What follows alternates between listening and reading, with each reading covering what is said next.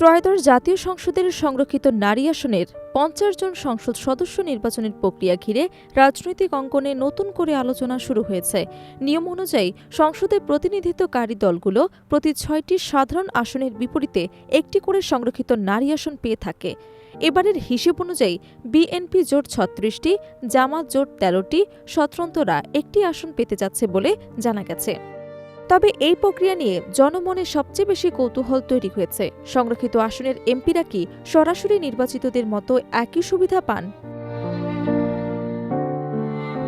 নির্বাচন কমিশন ও সংসদ সচিবালয়ের তথ্য অনুযায়ী সংরক্ষিত নারী আসনের সংসদ সদস্যরা সরাসরি নির্বাচিত সংসদ সদস্যদের মতো প্রায় একই ধরনের সরকারি সুবিধা ও মর্যাদা ভোগ করেন। সংসদ সদস্য পারিশ্রমিক ও ভাতা আদেশ ১৯৭৩ এবং পরবর্তীতে ২০১৬ সালের সংশোধিত নীতিমালা অনুযায়ী তাদের বেতন ভাতা নির্ধারিত হয়।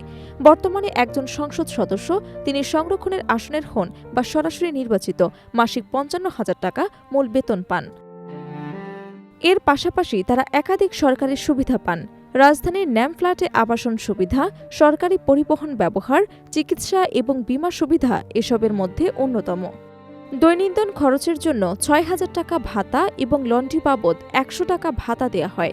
সংসদ সদস্যরা দায়িত্ব পালনের সময় বিভিন্ন পরিবহন সুবিধাও পান, যেমন বিমান, রেল বা নৌপথের সর্বোচ্চ শ্রেণীর ভাড়ার দ্বিগুণ ভাতা। সড়কপথে যাতায়াতের ক্ষেত্রেও নির্ধারিত কিলোমিটার অনুযায়ী ভাতা প্রদান করা হয়।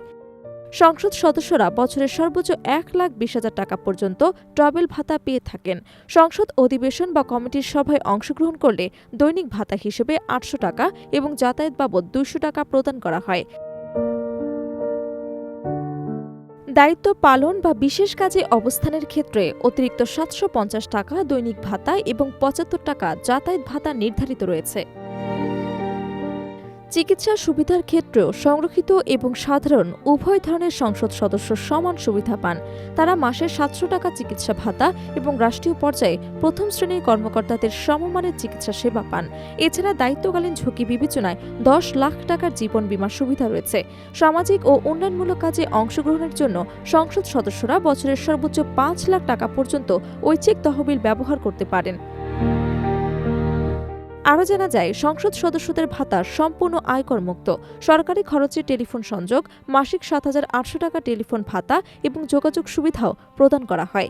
এছাড়া মেয়াদকালের শুল্কমুক্ত গাড়ি আমদানির সুযোগ থাকলেও এবারের সংসদে এই সুবিধা না নেওয়ার বিষয়ে সরকারি এবং বিরোধী দলীয় সদস্যরা নীতিগত সিদ্ধান্ত নিয়েছেন।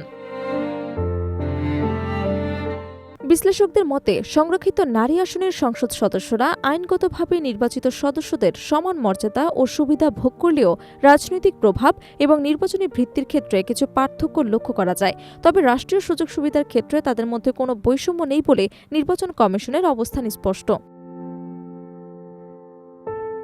সব মিলিয়ে সংরক্ষিত নারী আসনের এই নির্বাচন শুধু রাজনৈতিক প্রতিনিধিত্ব নয়, বরং নারী নেতৃত্বের অংশগ্রহণ এবং সংসদীয় ক্ষমতায়নের একটি গুরুত্বপূর্ণ ধাপ হিসেবে বিবেচিত হচ্ছে।